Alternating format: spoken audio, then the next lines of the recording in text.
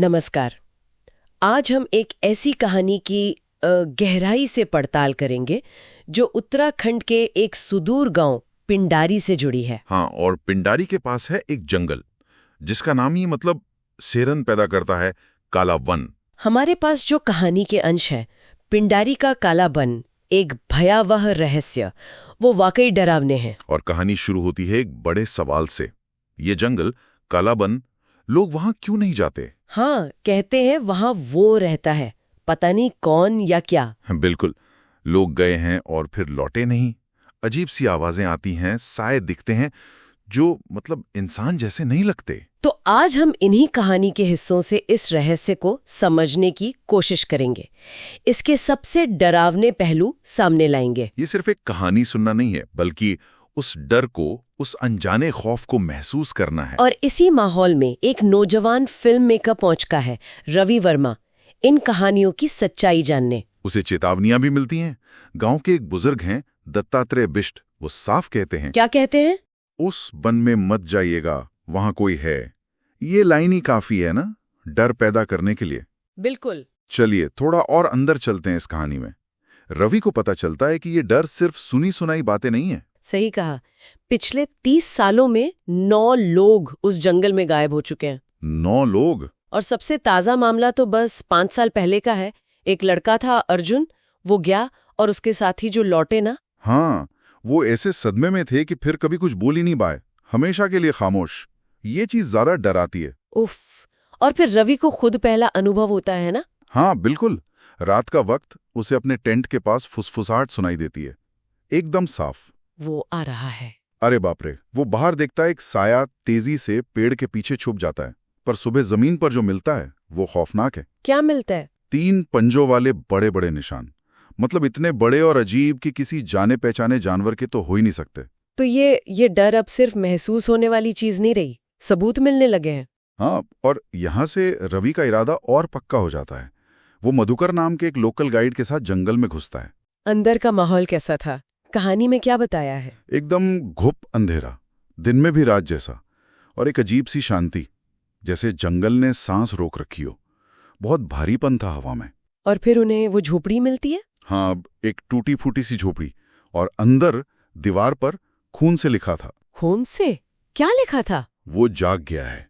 सोचिए ये पढ़कर क्या हालत हुई होगी उनकी। रोंगटे खड़े हो गए मेरे तो। मतलब अब तक जो छुपा हुआ था वो शायद सामने आ रहा था। बिल्कुल, और उसी रात असली आतंक शुरू होता है। झोपड़ी के बाहर भारी कदमों की आहट है, जैसे कोई बहुत बड़ा चल रहा हो। और रवि का कैमरा, उसके साथ भी कुछ अजीब हुआ। हाँ, कैमरा अपने आप बंद होने लगा, फिर चालू हो गया, और एक पल के लिए, बस एक पल के लिए, कैमरे में कुछ कैद हुआ। क्या? एक धुंधली सी आकृति, हिलती हुई, और 2 चमकती हुई लाल आंखें। लाल आंखें? मधुकर ये सब देखकर इतना डर गया कि वो चीखता हुआ भागा। और फिर क्या हुआ मधुकर का? गायब। रवि ने आवाज सुनी जैसे कोई चीज तेजी से ऊपर खींच ली गई हो। मधुकर के कोई निशान नहीं मिले। हे भगवान, जैसे हवा में गायब हो गया हो। हाँ, तो ये वो है क्या आखिर? कोई जानवर, कोई साया? रवि वापस दत्तात्रेय के पास जाता है। अच्छा, और तब राज खुलता है। हाँ, तब दत्तात्रेय पूरी कहानी बताते हैं। करीब 60 साल पहले की बात है। भैरवनाथ नाम का एक तांत्रिक था। तांत्रिक? अच्छा। गांव वाले मानते थे कि वो काली शक्तियों का पुजारी है। उन्होंने उसे मारकर इसी जंगल में दफना दिया था। और उसका कोई श्राप?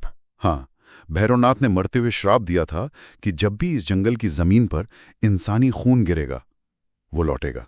तो क्या अर्जुन या मधुकर? शायद उनका खून गिरा हो। और फिर दत्तात्रेय वो बात बताते हैं जो सबसे ज्यादा दहलाने वाली है। क्या? कि वो कोई भूत प्रेत या जानवर नहीं है। तो फिर? वो खुद जंगल है। भैरवनाथ की आत्मा ने, मतलब पूरे जंगल का रूप ले लिया है।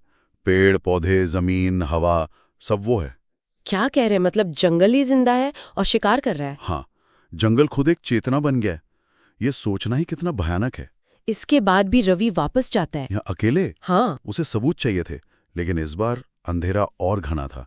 उसके सारे इलेक्ट्रॉनिक उपकरण, कैमरा वगैरह बंद होने लगते हैं। और फिर? हड्डियों के टूटने जैसी, कटकटाने जैसी आवाजें आने लगती हैं, और फिर वो चीज, वो रूप उसके सामने आ जाता है। कैसा दिखता है वो? कहानी बताती है, 3 आंखें, कांटों भरा शरीर, और एक आवाज जो कानों से नहीं, सीधे दिमाग में गूंजती है। क्या कहती है वो आवाज? मैं जंगल हूं, मैं मृत्यु हूं, तू अब मेरा हिस्सा है। उफ, रोंगटे खड़े हो गए। अंत बहुत अधूरा सा है।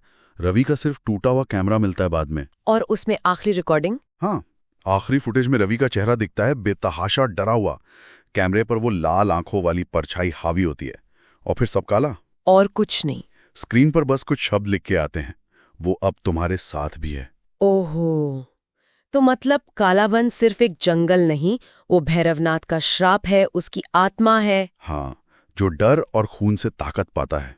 रवि गया तो था कहानी रिकॉर्ड करने, पर खुद कहानी बन गया। ये कहानी हमें सोचने पर मजबूर करती है।